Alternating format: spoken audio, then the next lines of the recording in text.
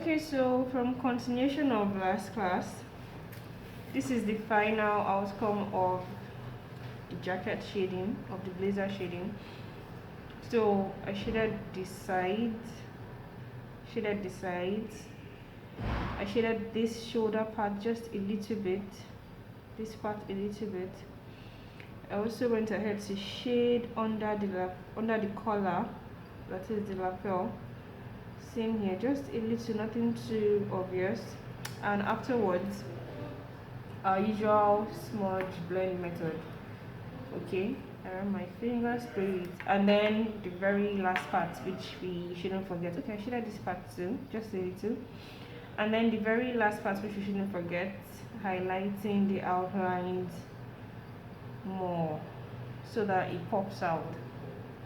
Okay, so after this, now we'll be doing a full figure shading today, and this involves the hair. So it's basically the same concept that applies here also. For this lovely dress here, using the method I explained in the previous video, if this is the middle, you divide it again into another half, so we have something around this portion. Okay, so we'll be shading along this side. The smaller the area, the smaller the shading. Okay,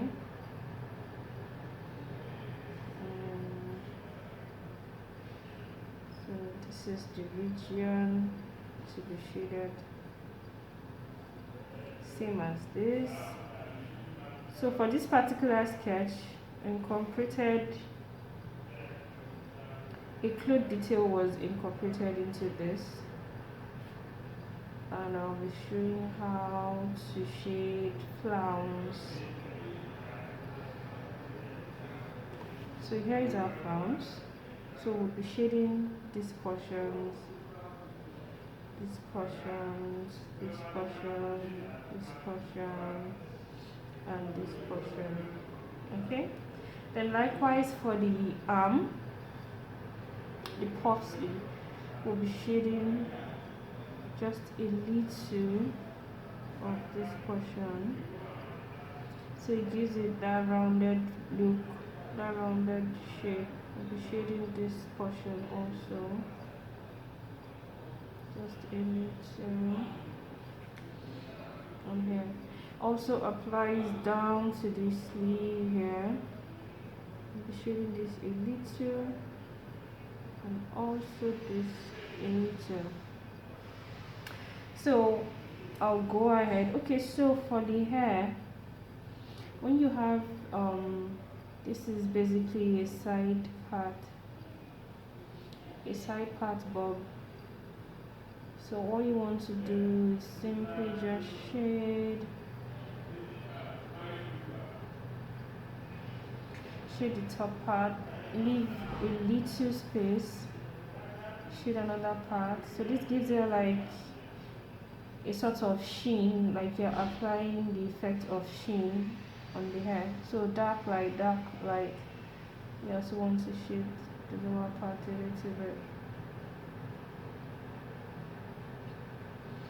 Then for the back, you want to shade everything and shade it darker than the outer part.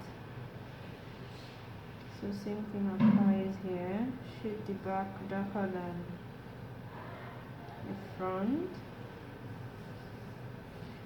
because the front hair is casting shadow on this back region. I also want to shade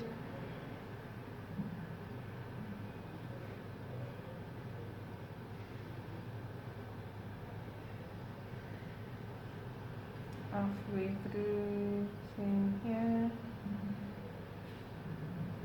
same here. Then the usual, you want to go over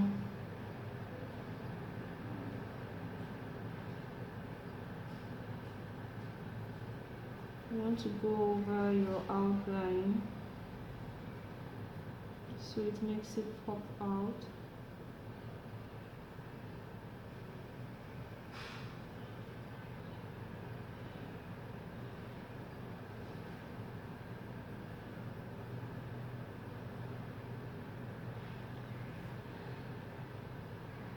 So that is what I'm just trying to do.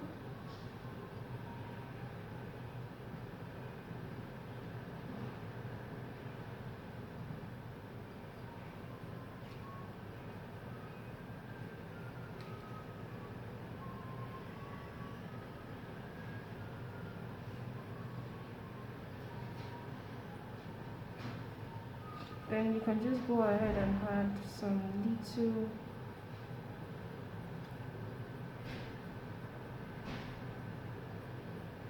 lines in between just to give it that hair feel more. Nothing too serious, just a little lines.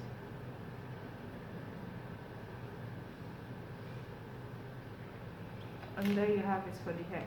So I'll shade the body of the dress and I'll show you what it looks like. Alright, so here is the final look of the dress. Like I said earlier, I shaded this portion, I shaded this. So I shaded this side a little bit. Why? Because of the fold at that area. There is a bend, there is a curve at this area. So you want to shade this side a little bit. Then also I shaded these portions a little bit. Why? Because this material here is overlapping this. It falls on it, so it creates a little shadow, very little shadow at that region. So that is why those portions were shaded. Then for the pop, shaded this. Around these regions where you have the lines, you want to make your shadow a little bit extended towards those areas. So also for the sleeve, fitted sleeve, I shaded the sides a little, and that's it basically. And the usual, I decided to outline the whole outfit, which is what is making it really pop and making it really beautiful. Now for the hair, I didn't blend the hair with my fingers because I don't want the white areas, the highlights, I don't want them to fade off. So that's why I decided not to blend the hair. But here it is. So this is an example of how to shade a dress and shade it beautifully. And definitely you just have to love your work after shading it in comparison to a flat work. So that's it on how to shade